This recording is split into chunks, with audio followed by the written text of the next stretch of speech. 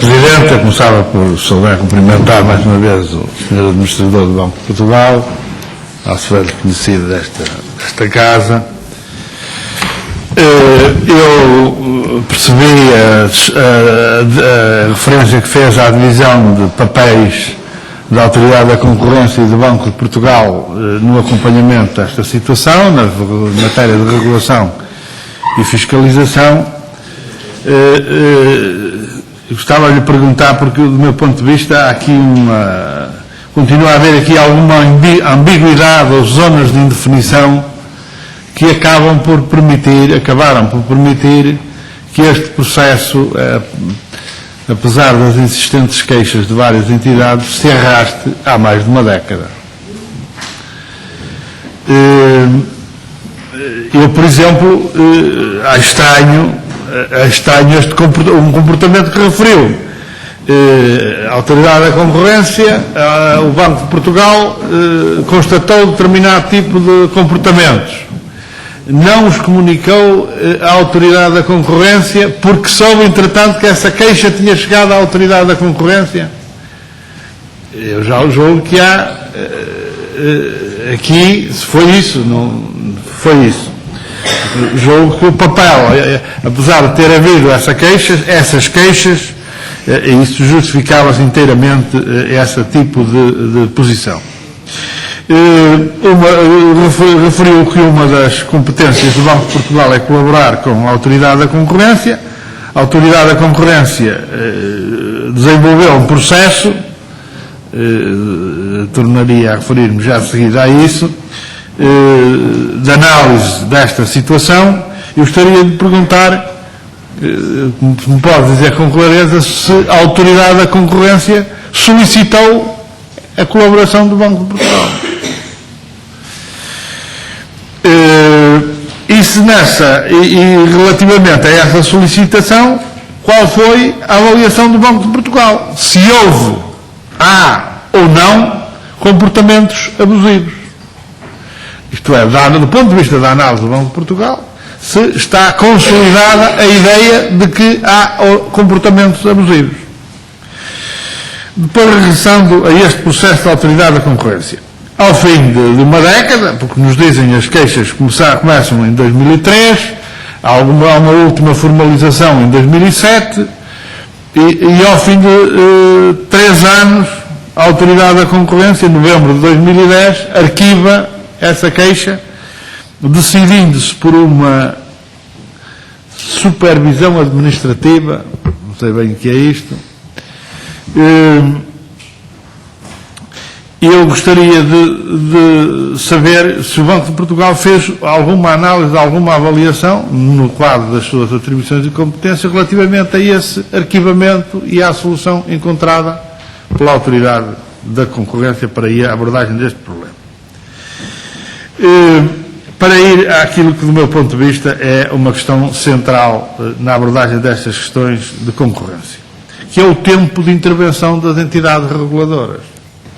Isto é, enquanto vão passando os meses e os anos, se há uma prevaricação, se há uma violação das leis da concorrência, se há agentes económicos que estão a ser penalizados, e neste caso há agentes económicos que se queixam com grande insistência de que estão a ser prejudicados, é evidente que o alongar de decisões das entidades a quem cabe fiscalizar e regular este problema acaba por se transformar num problema sério, porque é a predação acumulada em anos, digamos assim, destes processos de violação sem haver resposta adequada. E eu colocava-lhe, eu diria, com uma última questão. Eu penso que o Banco de Portugal tem noção do que significa o alongar destes processos de análise sem solução, sem uma intervenção corretora.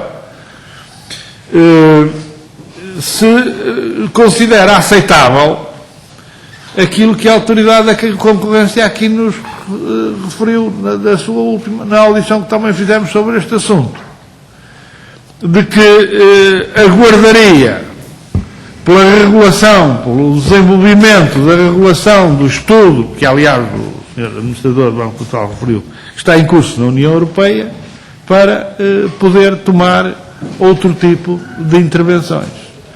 Isto é, e aqui regresso ao tempo de resolução destes problemas, isto é, podemos estar aqui perante a permanência de um problema a prejudicar seriamente alguns agentes económicos, e todos eles merecem que lhes sejam salvaguardados os interesses, digamos assim, nesta matéria, mas preocupa-me claramente aqueles de menor capacidade económica, como é todo o setor da restauração, que coloca claramente em cima da mesa este problema como um problema a necessitar de uma rápida resolução e não a juntar-se a tantos outros que os levou ontem a manifestar-se junto desta Assembleia da República. Disse ao Sr. Administrador do Banco de Portugal, eu percebendo as questões que coloca, gostaria de lhe insistir na pergunta fundamental, mas do ponto de vista do Banco de Portugal, há ou não a ideia relativamente aos cartões diferidos, já percebi que consideram que há, relativamente a problemas de comissionamento, há ou não violações e, portanto, comportamentos abusivos. E porquê? Porque fala que nesta matéria vigora o princípio da liberdade contratual. Mas esse é exatamente o problema que nós estamos a debater, é que não há liberdade contratual. Nós estamos perante um sistema de monopólio constituído por três polos, o CIBS, o NIC e o sistema de bancos, em que os acionistas são os mesmos, e essa penso que é uma constatação das audições todas que aqui realizamos. E que, portanto, esse sistema tem entre si uma transferência cruzada de custos, ou de apoio, como quiserem, de rendas, que permite dizer que cada um deles que tem prejuízo, e o sistema acaba por impor os custos que são conhecidos. E do nosso ponto de vista, e este é o problema que é preciso perceber, é se este sistema, tal como está a funcionar no nosso país, está a impor ou não, do ponto de vista do Banco de Portugal, digamos assim, comportamentos abusivos relativamente aos serviços que presta.